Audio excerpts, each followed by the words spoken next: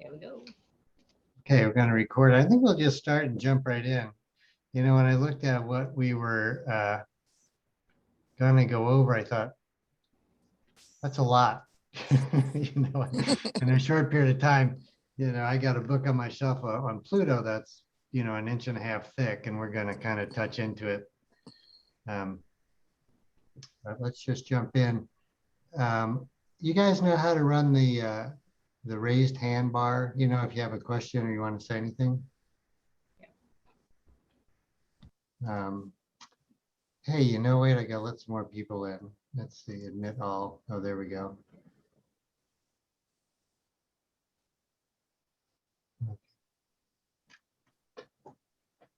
Well, let me just wait another moment then. Got more people. I didn't see them in the waiting room. But anyway, if you have a question, you can raise your hand. I'm just going to kind of cook through this, and then hopefully it'll be clear enough that we don't have to get too sidetracked.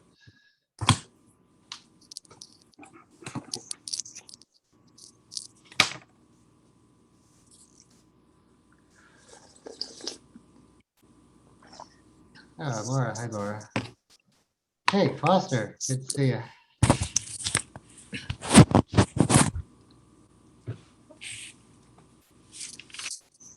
So let me ask you a question. On your screen, do you guys see everybody other pictures? Yes, and you can choose the view. So if you go up to the top right-hand corner and click on view, you can choose which view you would like to have on your own personal computer. Like that, like nobody. You can choose no one, or you can choose everyone. Choose no one for now. Well, we'll see. I'll play with it. But okay, I'm going to get started. There we go. Thanks for joining in. Thanks for spending an hour. We're going to shoot for an hour on this class. We got a few things we're going to touch into. The main thing that spurred this is somebody asked if I was going to do a talk on the Pluto return to the United States. And I said, yeah, that's a great idea. That's what I was thinking of. So we're going to jump into that. I also hope that we touch into what's called the North Node, South Node axis that we've just moved into. I'll explain more about that later as we go. And then if we have time, I want to talk briefly about the Saturn square Uranus. And I know we're using a lot of astrological terms. What I hope to do is translate that into more common language with a nod to the astrological terms, so that you don't have to know the depth of astrology inside and out just to get some input and insight from what we're going to do today. So as always, astrology is a symbolic language. And it really talks about three aspects, or there's really three aspects to the chart. And we're going to start with the chart of the United States. So assuming you guys are familiar enough with a birth chart. Birth chart is basically just a snapshot of where the planets were at the time and from the place you were born. So it's just a view of the heavens. This is the snapshot of the astrological chart of the United States, born July 4th, 1776 at 5:10 p.m. in Philadelphia. That's the most common and recognized birth chart of the United States. July 4th, if you're born in July, you're a Cancer, and here's the sun right here. You guys can see my cursor, sun right here in Cancer. The birth chart planets are these little symbols here, like here's the moon, here's the sun. This planet here is Pluto, the one we're going to focus on. Planets kind of tell us kind of what we're talking about, what part of our development, our psyche, our personality, our psychology, and our circuitry that we're going to talk about. So we're going to really talk about the circuitry and the psychology of the United States in a sense. But Pluto, this planet's here. The signs tell us how. This sign symbols are here, Capricorn, Sagittarius. The signs tell us kind of how we manifest our are what's, and the houses tell us where. So there's 12 houses, 1, 2 through 12. These are territories upon where our life experience plays out. So that's enough about foundation astrology. We're going to jump right in. All right, here are the key words to Pluto. Now, Pluto is a transpersonal planet, means that it affects generational changes. It affects all of consciousness, but don't be fooled by that. Pluto will affect you on a very personal level. But the key words to Pluto are power, wealth, and death. Of course, death confers to rebirth, which also confers to transformation. Pluto is known as the planet of transformation. Pluto in mythology is, as we know, the god of the underworld. And Pluto is brother to Jupiter and Neptune in mythology. Jupiter rules the skies and Neptune rules the seas. So here's a picture of Jupiter, Pluto, and Neptune divvying up creation into 3 equal parts. But Pluto rules the underworld. So the evolutionary goal of Pluto, so this is where we really come to the rubber meets the road, is to reveal what is underneath. It is the god of the underworld, of what is hidden, of what is subconscious. And that's where Pluto gets its power. The power of Pluto is that it's able, willing to go into the subconscious to reveal the truth. Pluto is the truth teller of our psychology, of our makeup, of our consciousness. And since Pluto rules the underworld, or whatever is underground, it's considered the god of wealth, because all of the treasures are hidden under the ground. Gold, diamonds, right? So it was given the moniker of wealth. So Pluto rules our wealth. And then most of us think of wealth as material possessions, but we could also think of it as time and relationships. I would put health into this picture over here. Money, you know, when we have all 3, then we're truly wealthy, right?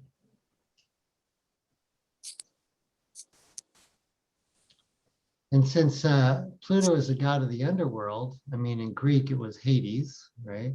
And in Norse mythology, it's the god of hell, from which we get our word hell. And there's a place in human consciousness that carries this underworld, Hades, hell place. And it's a place we don't really want to go, right? It's a place that we hold in our religion and in our culture, and basically, you know, in society, when somebody says, go to hell, they're not wishing you good tidings. They're wishing you ill, right? But this is a key factor. It's a place you don't want to go. But as we all know, Joseph Campbell says, the cave you fear to enter holds the treasure you seek. And that's what allows the part of Pluto, the part of who we are, that Plutonian part of ourselves, to be transformational. If we're able and willing to enter that cave to hold the treasure. I just think it's fascinating that Pluto, the god of the underworld, where wealth is held, is reflected in this Joseph Campbell. You have to go into a cave, which is underground, in order to seek your treasure. That's the most esoteric evolutionary aspect of the Plutonian energy that we have right there. So Pluto, again, we talked about Pluto being power, Pluto being wealth, and then Pluto being death and rebirth, which is AKA also known as transformation. But in order to transform, there's one key element. You can't transform without the truth. So that's what makes. Hear anything? Excuse me? Okay, can you hear me? Right? Okay. All right, so that's where Pluto. Allows. Yep, a little feedback. That's where. Steve, you might want to mute everybody. Put me on mute. Not you, everyone else. Okay. If you're the host, you should be able to mute everybody. All right. And then they can unmute themselves when they want. All right. If only I knew how to do that. Well, how about everybody just mute? Then I don't have to figure it out. Okay. All right. So the key element to the Plutonian energy is you have to have the truth in order to transform. And that's truth with a capital T. That's not convenient truth. That's universal truth. That's objective truth. That's consciousness truth. I love this little quote, and we all know this is true. The truth will set you free, but first it's going to make you pretty miserable. Okay. So here it is. Pluto reveals the truth of who we are, of what we believe, and of our actions. So we want to keep this in mind when Pluto is doing its Pluto return on the United States.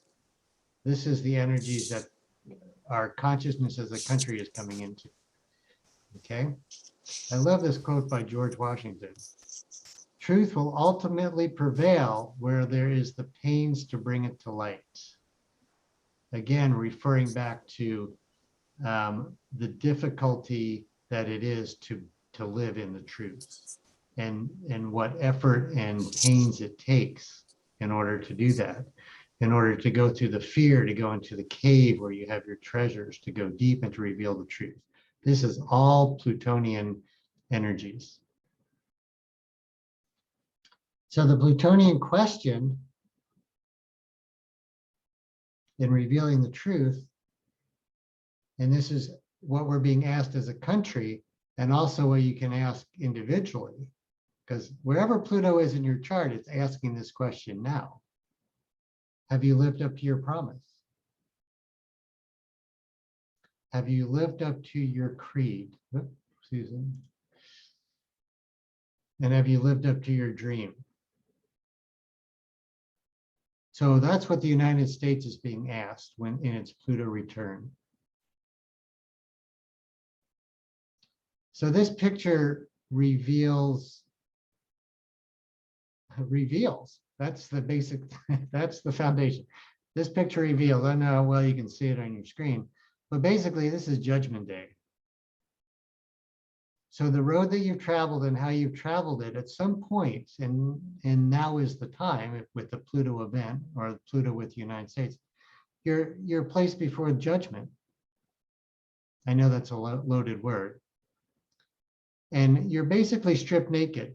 Pluto's energy is to strip you naked and reveal the truth of who you are.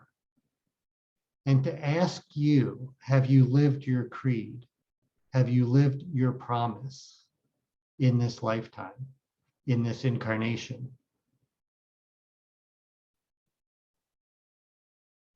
And so it asks, what road have you traveled? And so Pluto is asking the United States that question. And we'll get a little more into detail in a minute. And as in all of life and the duality that we have on this planet and in astrology, there's the high road and the low road. And we have that option every breath we take. Do we take the high road or do we take the low road? And sometimes it's, hell yes, I'm going to take the low road, right? We just know it. Interesting statement. Hell yes, I'm going to take the low road. We're tapping into the energies of Pluto when we say that. But the higher road is one of passion, one of depth, and one of power. Again, Pluto being the god of the underworld, powerful, what's underneath, the ability to go deep. But how many of us in our work as transformational healers in ourselves and with our fellow human beings have felt that going deep can really be torturous, right? Have you ever had therapy and thought, this is I'm killing myself here, right? But there's a place where we have to destroy ourselves in order to be reborn, in order to rediscover ourselves. You know, I like to say we have to burn the fields in order to grow a new pasture. That's Plutonian energy, right? Regenerate, transform, and be reborn. To stand naked and to reveal the truth. That's the high road of Pluto. Is it easy? No. Does it cause a lot of turmoil? Yes. Does it feel torturous? Absolutely. Right? If you look at the, and I'm not going to get, I promised myself I wouldn't get into politics, but if you look at our society, there's a lot of turmoil, right? These are Plutonian times. The low road of Pluto is what in our consciousness we believe the god of hell, or how we believe the god of hell would act. Control, abuse, secrets, rape, pillage, destruction, all the lower attributes of humanity. My favorite word is plutocracy, right? Being governed by the wealthy. Does that sound familiar? Are we being governed by the wealthy, right? So this is the low road of Pluto, and we see this in ourselves. I mean, I sometimes feel like I'm controlling. I have secrets. If I looked at myself, you know, can I be manipulative? Absolutely. You know, we all hold this in our consciousness. So Pluto is willing to destroy what no longer serves us so we can create a new path forward. That's the promise of Pluto. There's no going back. I love this picture. Just blow it up and walk away, right? And that's why it's associated with renewal and rebirth. It represents endings and new beginnings, okay? A rebirth, what we live on grows out of the earth. The plants grow from underneath the ground. That's a Plutonian aspect. The rebirth of life. After a fire, new grass comes into place. That's Plutonian. All right. So here's the birth chart of the United States. And we've kind of talked about Pluto. This, just briefly, this circle or this chart right here is what's called the natal chart of the United States. Pluto was in the second house in Capricorn. This is the symbol for Capricorn. Pluto, second house, Capricorn. These green planets on the outside are the transiting planets where they are currently. So Pluto, this symbol for Pluto, 246 years ago was right here. It has spent 246 years going all the way around the solar system and is right here again. So it's at what's called its Pluto return.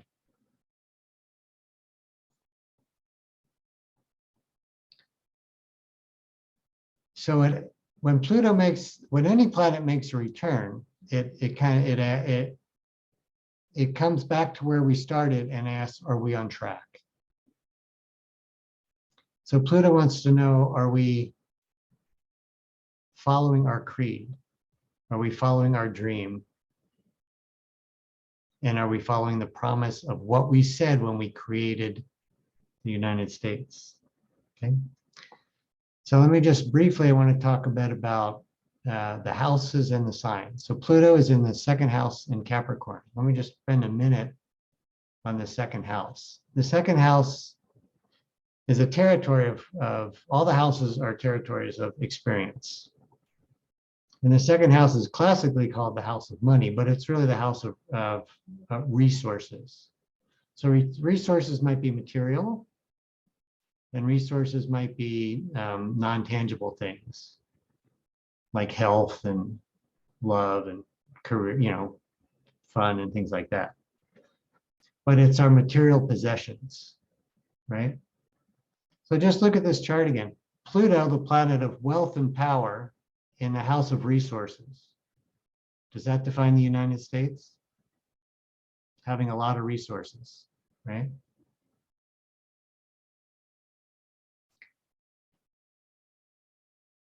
The second house is about what we have that makes us, or what we think we need that makes us feel safe and secure. Classically, it's money. I like the fact that Benjamin Franklin is on the $100 bill, a founding father. So the second house is really about resources, what we possess, what we need to feel safe and secure.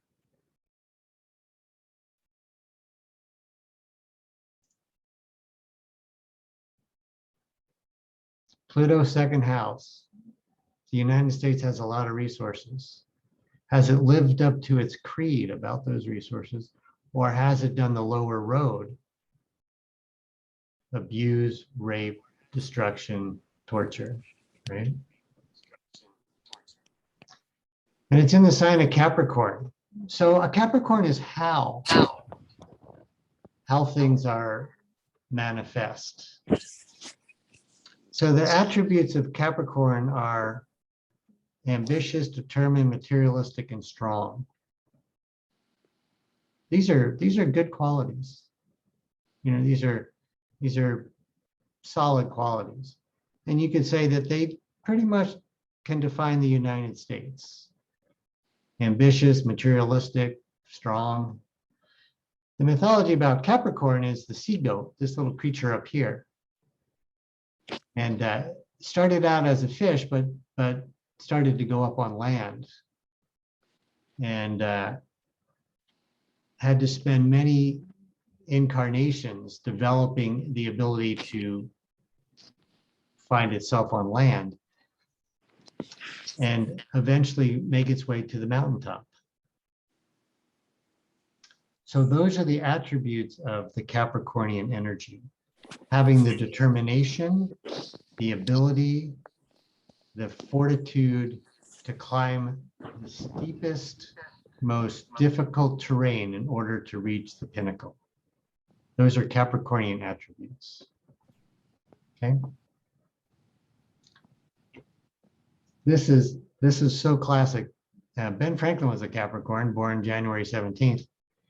And we've all heard this saying, right? Early to bed, early to rise, makes a man healthy, wealthy, and wise, right? We've all heard that. If you had to put Capricorn into a sentence, this is what it would be. It's not like, let's go party all night. It's not like, oh, I need to take care of everybody else. It's not like, let's go plant the garden. No, it's all about doing what it takes in order to create wealth and to become wise. Okay.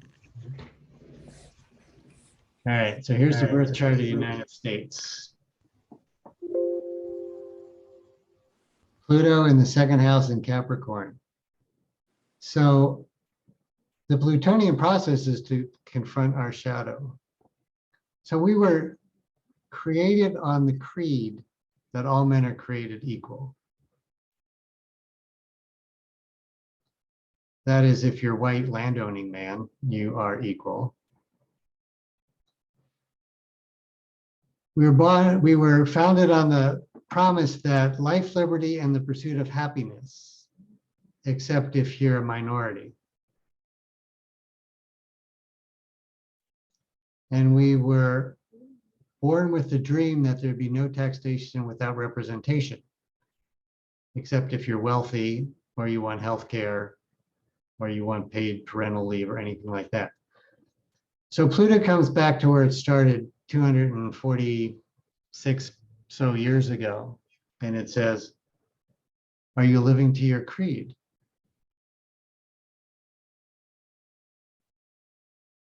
And the answer would be, I don't know. We don't know yet. That's what the turmoil is. So all men are created equal. These are the values. Second house values. And the idea is that this is where we're getting the Black Lives Matter movement. This is where we're getting equal pay movement. This is where we're getting the push for not open immigration, but fair immigration. So there's the turmoil that's being created that is allowing us to starkly and nakedly and truthfully look at who we are as a nation and whether those ideals are still valid. We don't have a democracy, we have a plutocracy. We're basically run by rich people, right? And the rich people are doing their best to hold on to power. And the people are in rebellion. So the United States was founded on rebellion. We come back to this place and we say, did we rebel and did we make it? The answer right now is no. We haven't made it. And Pluto is giving us the opportunity to reach into our collective shadow and pull out the promise that we made and hold it to be true.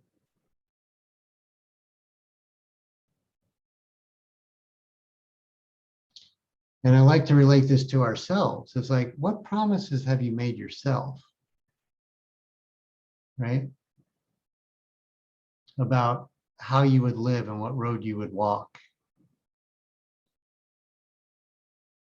And a Plutonian time, you're being asked to kind of strip down naked and say, yes, I still hold these truths to be self-evident, whatever they may be.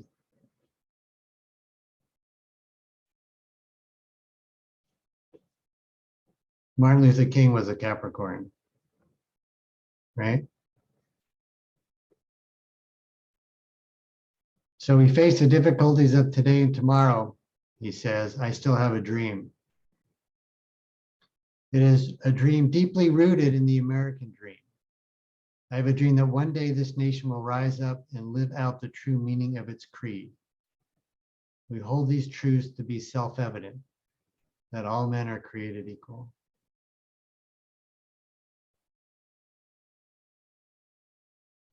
We're seeing that play out in our democracy. There are those unwilling to live in the truth. January 6th was a Plutonian event. It was an attack on the structure, the foundation, and the beliefs of the American system. We have yet to discover whether the American democracy will survive. But I have hope that it will. Mostly because we have an Aquarian moon and a Sag rising, all right?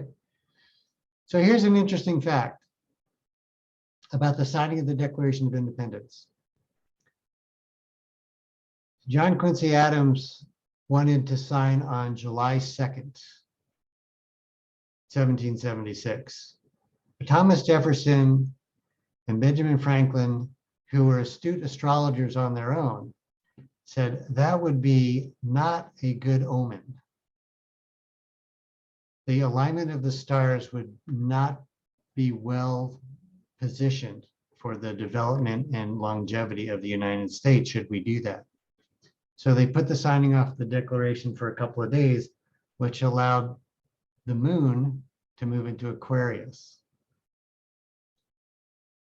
This is the United States, I believe it's saving grace, right? The Aquarian moon, the moon is our emotional world, our life. And it's in the sign of Aquarius, which is the humanitarian.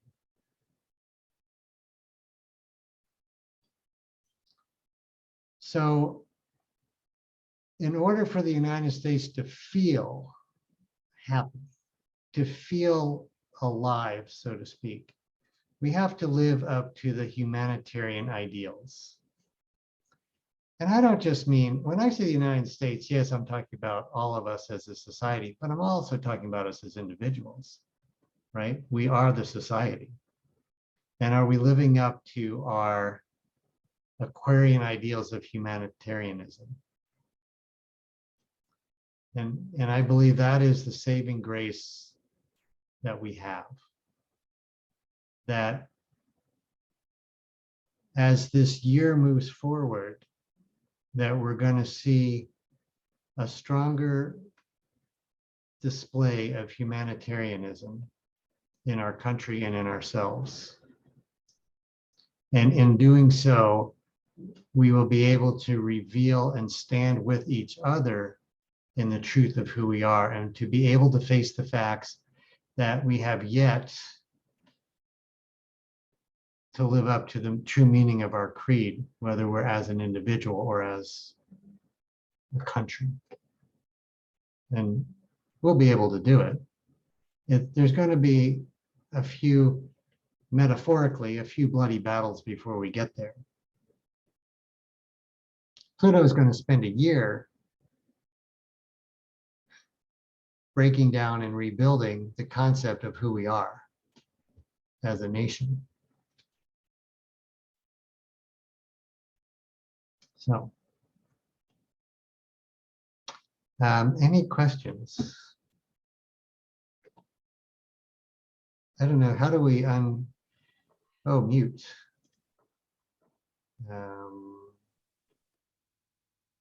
I guess if you have a question, you could just unmute and then we can go from there. Well, Steve, so when did it start? When, like, January 6th was the precursor of it starting to think about it? And Well, you know, there's lots of, Pluto moved into Capricorn in 2008. So Pluto, here's the planet Pluto here, and it moves counterclockwise around this diagram. So in 2008, it moved into Capricorn, which was right here, okay? And it's taken that long to get to where Pluto return is. Capricorn represents structure, foundation, form, government, finances, things like that. So in 2008, Pluto comes in and begins to destroy the financial system. That's when we had the big recession, or Great Recession, whatever it's called. And so Pluto has been deconstructing our sense of our country and our democracy and our finances and our belief systems and our creeds ever since then. Our foundation, the definition of who we are, both as an individual and as a country. So it's been working on that, you know, for what, 12, 15 years, however long that would be, 12 years. It kind of comes to a pinnacle with the Pluto return for the United States. And Pluto will be in Capricorn until 2024. So there's still an unwinding that's going to happen in terms of this destruction. The promise of Pluto is that it will destroy, but it will rebuild. And whatever is put in its place is better. Better is a subjective word, but that's the word that's used, is better. So in a sense, we're delving into our consciousness about who we are, both as a nation and as individuals. Who we are. We're ripping away the Band-Aid that has covered up all the old wounds, the wounds of slavery, of injustice, of discrimination and racism, right? What's in the consciousness of America today? All of those things. They have to be seen. They have to stand naked, you know, before God, so to speak, so that we can heal them. They can't be buried anymore. Those are our treasures. We have to dig them out from underneath in our subconscious and from underneath our consciousness so that they can be brought into the light. And it's ugly, it's torturous, it's painful, right? Listen. I have a question, and it's, well, so you're saying that Pluto travels slowly around through the houses and the signs, and it's 12 years basically in each sign? No, it's got an irregular ellipse, so it could spend up to 30 years in the sign. So it started here 246 years ago, and it's moved this way, and it's come back to here. So Right.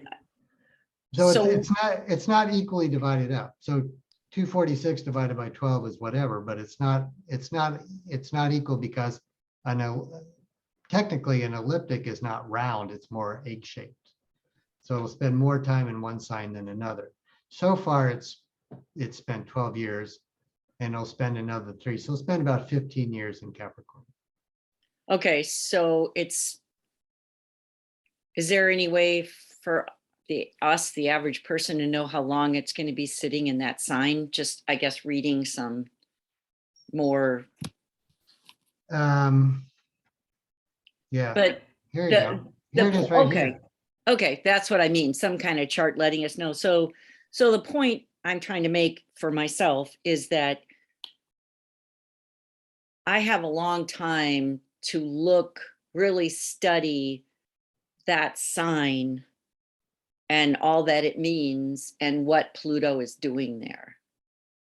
Well, we've had since 2008 to have that experience. Right, but I'm just saying this for me. Now I Yeah. know this, so now I can look into. So it's Right. not like some things like the moon that goes through really fast. This I don't have any excuse to not understand what's happening. I have Well, yeah. plenty of time here. Yeah, there's a what do they call it, an axiom in astrology that the slower the movement, the more time for depth and integration. So a moon transit is 2 days, right? I mean, we're going to feel it, but it's not going to have the depth and the integration that a Plutonian event will have, right? Right. Got it. Okay, thanks. Yeah, and Pluto is a generational event since it lasts so long. So the people being born now are all going to have Pluto in Capricorn, right? If you were born in whatever year, 1995, you have Pluto in Scorpio. I can send this to you. This is a really great little chart because it's all about healing and transforming through the different signs, the Pluto through the different signs. So, the Pluto in Capricorn is to heal the plutocratic tendencies, to just allow the wealthy to rule. Plutocrat is one that rules because they're wealthy, right?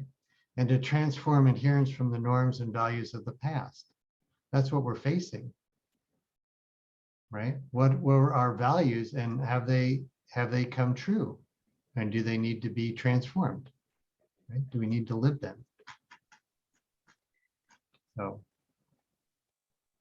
So Steve, I have another question. Yeah. So like on January 6th, what it felt like to me is that the people who were doing that insurrection were trying to install an autocrat. Right. So we're a plutocrat. Right. And so that just like brought up that is like the monster in the cave that we don't want to look at. Is that what that is? Correct. Yeah. Everything that's being brought to the surface is the Plutonian energy is to bring what is in the depth up to the surface so that we can understand the treasure of it. We have to understand the racism before we can heal it. We have to understand the insurrection before we can create a true democracy. We have to understand plutocracy in order to bring power to the people, which is the Aquarian age, which is what we're moving into. So the plutocrats and the autocrats, they're fighting tooth and nail to stay onto their power, but their power is it's limited. It's going to end. Mm-hmm. Although the people that were fighting it aren't plutocrats. You know what I mean? They're just people. They're just people, right? But they were controlled by plutocrats. Yeah. Right. So the Aquarian age, and our collective moon in Aquarius, the Aquarian age is power to the people. We the people. The government by, for, and of the people. Are we living up to that creed? It's all on the line right now. And we have to see, you know, we've all done transformational work. We've all been in therapy, right? You have to reveal what you don't want to reveal. You have to look at what you don't want to look at. That's a Plutonian event. That's the only way you can transform. You have to be truthful. We are a racist country. We did annihilate the native peoples. Do Black lives really matter? No, they're 3/5 of an American. They're 3/5 of a human. I mean, we have to look at our truths. And they have to be transformed, but they have to be looked at, and it's ugly. Yeah. You know? So also, what is it, what do you think it's the effect of it being directly opposed to Mercury? Because I see that it's, Up here. yeah, yeah, Well, you know, Mercury is our conceptual mental world.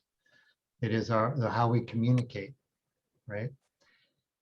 So the high road of Pluto is to tell the truth. The low road of Pluto is to lie, deceive, and manipulate. Both are on front and center. That is the battle that is raging right now. You know, and for us that embrace the Plutonian way, that have the courage, I would say, to face the Plutonian way, we see the truth and we go, it's so obvious. The lies are so blatant, right? And so that's our job as an individual and as a society as a whole, is to starkly tell the truth and hope that it prevails. That's the battle we're in. That's this whole energy right here.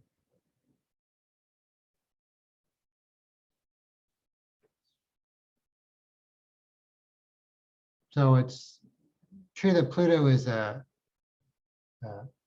generational, it's a society, it's a consciousness thing, but it's also an individual.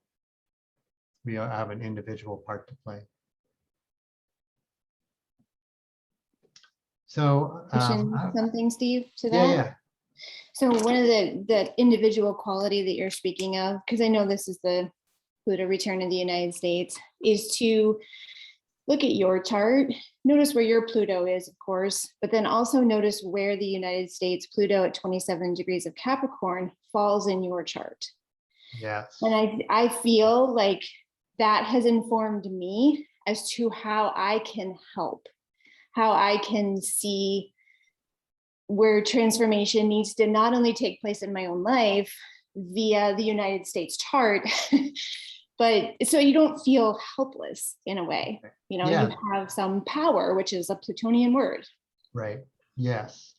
That's a beautiful idea. So birth charts, you can create your own birth chart. I use astro.com. It's a website. It's free.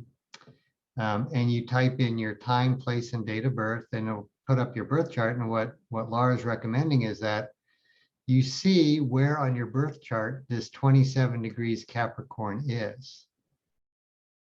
And that is where as Laura mentioned, that is where the United States, it's like making a combined chart or a relationship chart. Your relationship to the United States Pluto is at 27 degrees Capricorn, right? And for all of you, here's a plug for Steve Stroud. For all of you that would like to have your charts done or need help finding a chart, you can contact me and we can do your charts. Right? So, but great idea. That's a real good way to bring it into the personal life.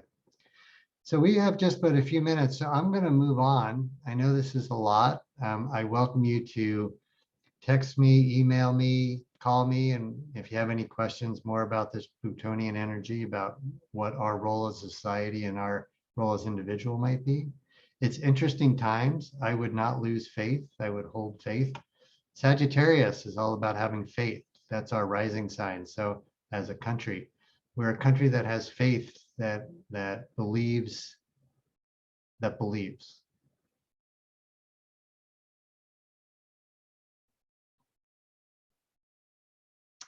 So I want to briefly talk about the nodes of the moon.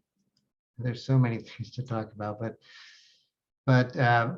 the north and south node of the moon are not physical places, but computations. I'm just going to be simply direct here in how I just define this without a lot of backstory. The north node of the moon is what we've come to learn in this lifetime. It's our karmic future. The south node is our karmic past. It's where we've come from. It's what we're familiar with. It's our habits. The south node of the moon are the habits that infuse us. The north node are the new practices that we're hoping to learn. Okay, we all have a north and south node in our birth chart. Some astrologers feel it's the most revealing aspect of any chart, because we all have habits that we're trying to break, all have habits that no longer serve us. But what we don't know how to do is the north node, which is to learn the new pattern. Okay, so the north and south node, they, like all the planets, they transit or move around the solar system. And they spend about 18 months in each sign, right? So the south node is, as I mentioned, is unresolved karma. It's the habits, the hurts, the damage, and the shame that we carry from one lifetime to another or within this lifetime. What's brought forth from one lifetime to another is the emotional imprint. The mental imprint, the mercury, the consciousness, the mind, that's not brought forward from one life to another. What's brought forth is the emotional body. The emotional body, which is reflected in the moon, is our emotional body. And so the south node of the moon reflects what we are trying to heal from, the bad habits that we have carried from one life to another. And the north node is the remedy to the south node habits, simply said, right? And Mike Luton, who's a phenomenal astrologer, I love what he says. He says the south node is the bottle and the north node is the meeting, right? How easy it is to reach for that bottle, how challenging it is to get yourself to the meeting. Laura, you said something interesting the other day about what the north and south node was. What was it that you said? I said the south node was the home, the hut where you feel safe and protected. Right. And then the north node is the new frontier. It's thrashing through the jungle to wherever you're going. Right. Okay. Yeah, perfectly said. So for the next 18 months, the nodes spend 18 months in a sign. The south node will be in Scorpio. Here's an interesting fact. Pluto rules Scorpio. So the bad habits of Pluto, the low road of Pluto, are habits. Psychodrama, manipulation, control, vengefulness, jealousy, angry, intensity, autocracy, plutocracy, and being petty. Am I the only one that ever feels some of these things, or does anybody else? Those are scorpionic, those are low road scorpionic tendencies. So over the next 18 months, our habit, every human on the planet, every society, every consciousness on the planet is going to find this comfortable and familiar territory. As Laura said, it's kind of, oh, this is familiar, this is comfortable. This is habitual, right? So we have to be starkly honest with ourselves. Where are we habitually manipulative? And we're going to see it in our in our society and in our politics and in our government, right? Government at its worst.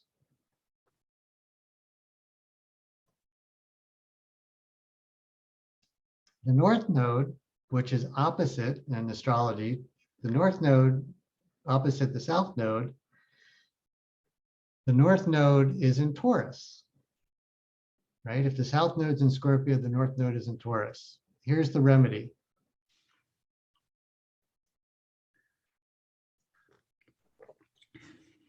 Calm down.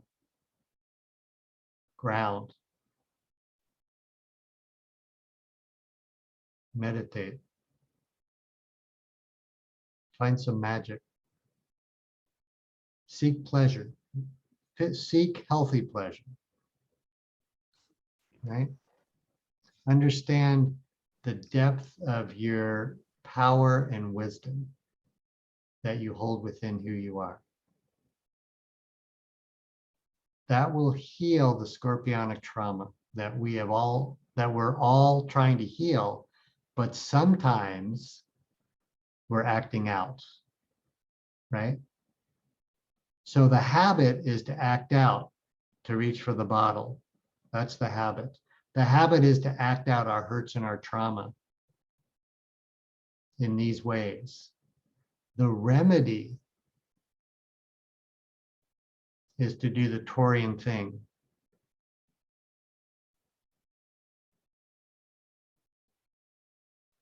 To heal, to understand our value, to understand that we're wise, that we're empowered, to put our hands in the dirt and our feet on the ground, to get a massage, take a walk in the woods, to breathe deep.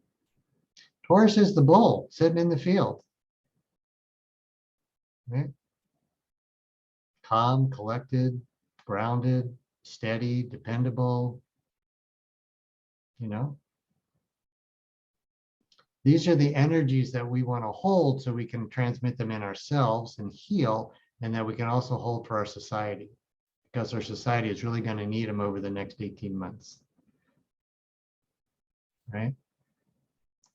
And just know, there's no good or bad. It's just that we have habits, right? We're reacting not because we want to, but just because it's an automatic thing. And the reactions we're going to have over the next 18 months will be in this Scorpio territory. The ability to hurt another. So if you feel that welling up, or if it comes out, this is the remedy for that. Or buy your partner a massage gift certificate, right? Can I ask a question, Steve? Yeah. So Yeah. those are all of the lower roads of the Scorpio. Yes. Is there, I don't know, I'm just contemplating this, but is there a possibility to use some of the higher road scorpionic tendencies to also propel yourself? I mean, can you use that depth, that focus, that, that intensity in a way to move out of it? Yes, absolutely. Yeah, the higher road Scorpio or the higher road Plutonian energies, they're the same. I don't know where they went, but Well, power isn't always bad. no, We not have at to all. get a lot of power to go and move firewood. Right. Or to go and, like we have to get that gumption. And I think part of that is, it's using Pluto to your best ability. Absolutely. So high road Pluto rules Scorpio. So the energies of Pluto and the energy of Scorpio are very harmonic. Okay. Pluto is so basically the words that we use can be interchanged in a way. So the scorpionic tendencies that are habitual within us because of whatever experiences, traumas, or wounds we've had in this life or previous lives are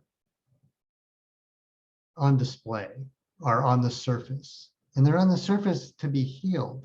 The same as I talked about the Plutonian aspects of the return chart, the racism, the inequity, the unequal pay, all that has to be exposed. All that has to come to the surface from what's underneath in order to be healed. And Laura, you're absolutely right. You know, it's going to take power and passion and depth to be able to heal that. So those are the high road Pluto, high road Scorpio attributes. But just like we kind of fall into a reaction before we can even stop ourselves. We know that we might act this out in this way, and have compassion with yourself. Say, okay, oh my God, I can't believe how, you know, angry I've been over the past few days. Okay, what's the remedy? Maybe I need to walk in the woods. Or I can't believe how petty I've been.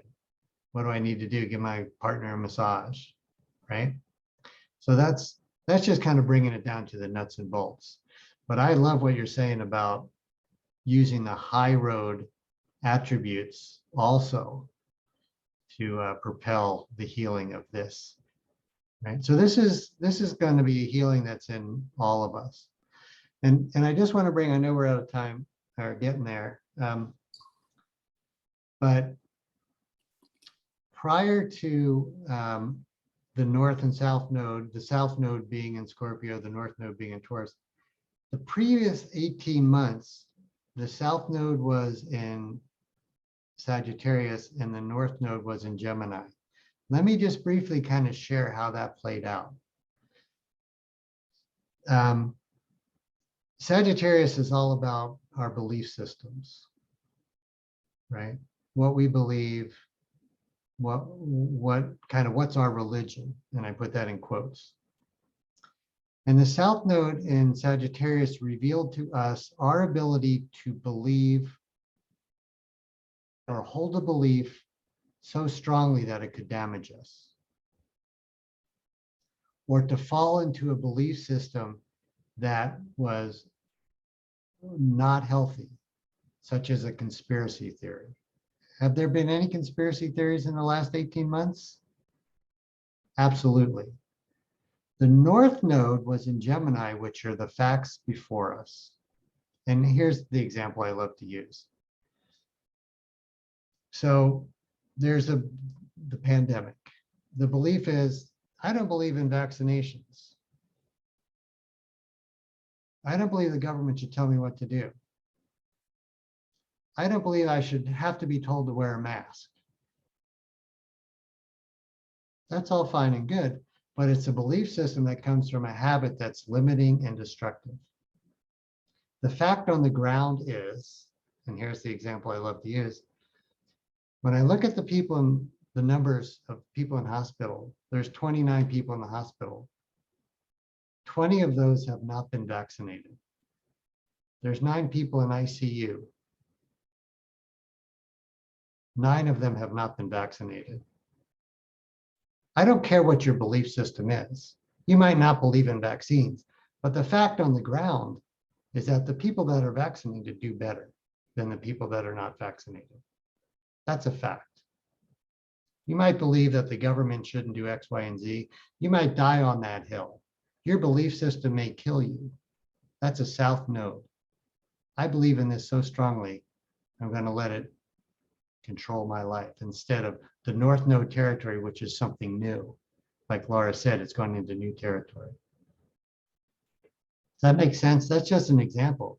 So what we have currently, as we move to Scorpio South node, is these abilities to bring the lower road limiting aspects of Scorpio. That's just going to be the habit and act out these hurts and traumas. Here's the remedy.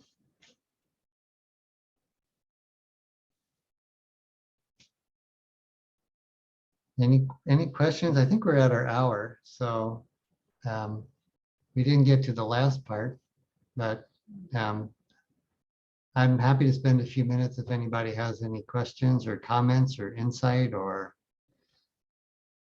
needs clarification. What was the last part going to be? Last part was Saturn square Uranus, and I have 5-10 minutes if you want me to go into this. Okay. All right. If you gotta leave, you gotta leave. I understand. I'll be recorded. So, all right. So the planet Saturn and the planet Uranus, let me see if I can find it on a chart. Okay, here we go.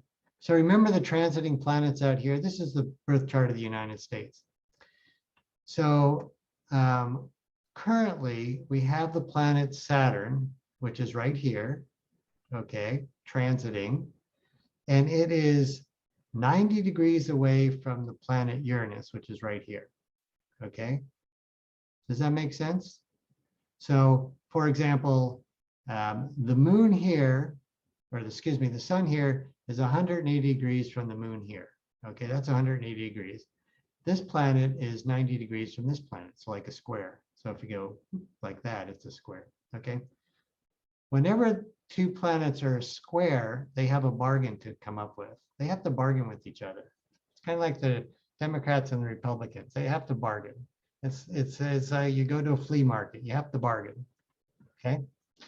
And the bargain is the two energies of these planets are not the same. So the energy of Uranus is to kind of break the rules and to walk to the beat of your own drum and to individuate. I like to say individuate, but not separate. It's really, it's part of our circuitry that wants to be free, wants to do something innovative, wants to not live within the constraints of how things should be. If somebody says, this is how it's done, the part of our circuitry that goes, well, why don't we do it differently? Or how about we do it like this? That's the Uranian aspect, okay? And that aspect is in our consciousness, squaring, coming to a square, coming to a bargain with Saturn, which basically says, well, I don't care how you feel, you just got to do what you got to do. I'm telling you, this is how it's done. I'm telling you, you have to put in the hard work in order to get this goal. And Uranus is going, well, why do I have to do it that way? Why don't I just fly up the mountain? Why do I have to push this rock up the mountain? Why don't I walk around? Why don't I take a helicopter? You know. And Saturn goes, look, it's the right thing to do. I don't care what you feel like or what you think, this is how it's done. Okay. And Saturn says you have to do it on your own. I'm the only one that can push this rock up the hill. I'm the only one that can clean this floor. And Uranus goes, well, let's get everybody in on it.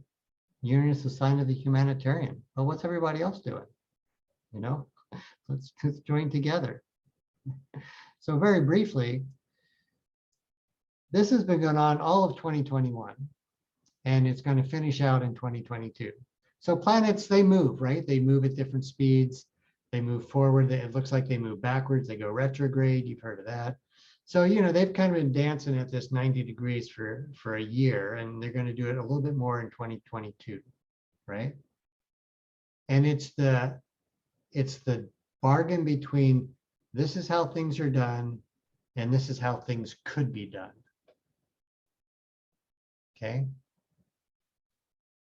You know, my favorite political example, and I've shared this with people, my favorite political example is Saturn says, this is how things are done. This is how we've always done it. You know, I've done this for 100 years. In politics, that's Joe Biden. This is how we do things, right? Well, the Uranian aspect of the Biden administration is Kamala Harris. She breaks all the rules. She's a girl. She's not white. She goes, this is different, you know, this is socially unacceptable. This is, you know, all men are created equal, but we're talking white men, and you have to own land. Kamala Harris comes along and she breaks all the rules. This is how it can be done. Kamala Harris goes, I am the promise. I am the reflection of the promise of America. Right?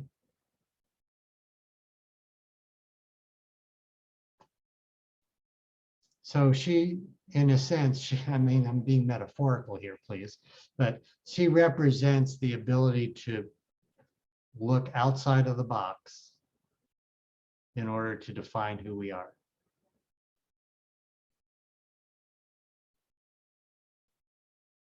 So, I mean, this is a wordy sentence, but divesting from conventions that fail to assist us in achieving our unique creativity, our rebellious nature, our individuality, and our humanitarianism.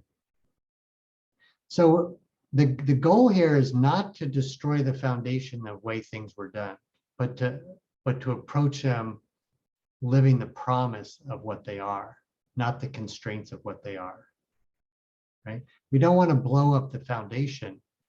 We want to use it as a springboard. Right? And this will be true for all of, for America, right? Because it's happening on the American birth chart. And it's in the second house of values and the fifth house of creativity. So we're being challenged as a nation to become creative and to innovate, to redefine the way that we have defined our values. And if we hearken back to Pluto, do we live up to that creed? All men are created equal. Do we live up to the promise and to the dream? So well stated by this Capricornian, Martin Luther King. And that's true for us as individuals. Can we understand our constraints? Can we understand the foundation that we have built? And can we use that to move into the promise of who we are? Here's the other simple example I've shared and told other people. It's like, convention for me is when I go to a Thai restaurant, I order sweet and sour. Every time. Any Thai restaurant in any city, in any place in the world. That's convention. The Iranian promise is there are 42 other things on the menu. Maybe I should try something else. I'm still going to get a meal. I'm still going to have a plate. Still going to have a knife and a fork. Still going to have a glass of water. That's convention. But can I live to the promise that there are 42 other options for me to have in my life as an experience? And wouldn't that be creative? How rebellious would that be if I ordered something besides sweet and sour, right? I mean, a very simple example, but it's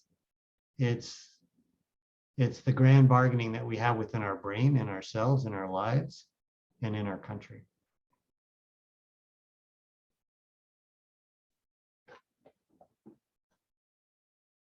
Okay, does any, I know I just zipped through that, but any questions about that? Does that make sense? Kind of interesting, isn't it? Yeah. And So okay, go ahead. it's Wynn here. Anyway. So is it just being stuck in comfort, or is it fear that keeps us from ordering, the spicy Thai basil? Yes, both. Okay. Where Saturn, if Saturn has its negative way, we are just frozen in fear. Frozen in fear.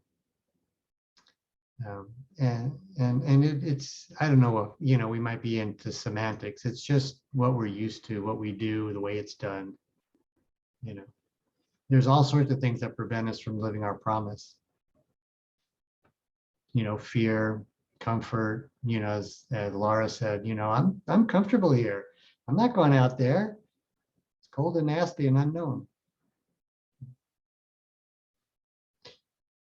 But 2022, I mean, there's more things we could have talked about, but 2022 is going to be a more healing year than 2021. We've got Jupiter in Pisces, which is the expansion of our spirituality. We have all the Neptunian influences in Pisces, which is, again, our spirituality, our ability to heal. All those are coming up. So there will be more, less distension and less conflict, both within ourselves and within our society, as things go forward. just as a happy note to end with. I mean, we still have Pluto, and we still have the Scorpionic South Node, but there are overlays of healing and beneficial events. Okay, any other final questions? I know we've taken our time. Nope. Okay, I will send everybody copies or a link to this. Again, contact me. I have a stevestroud.org website if you want to check in. I'm happy to do readings, details, all that. All right. So any final things before I sign off? Foster? No? Thank you. It was great. I loved it. All right, good to see you again. It was All Thank right. you, so Steve. rich. Thank you, Steve. All right, thanks. That was Adios. great. All Thank right, you, Steve. Nice Bye. seeing you all. Yeah, Yeah. nice to see you guys. appreciate it. Good getting together one way or another, even if it's like this. Someday we'll get together and we'll be together and we'll lift a glass to cheer. Yes. Yeah. All right, stay safe out there. We'll Okay, talk to you you too. soon. Bye. Bye. Bye. Mwah. Yes. So Steve, did you check out that artistic piece by Caravaggio? Say that again. Did I do what? Here, I'm going to stop recording. Doing Press it. cancel. Oh, okay. Leave.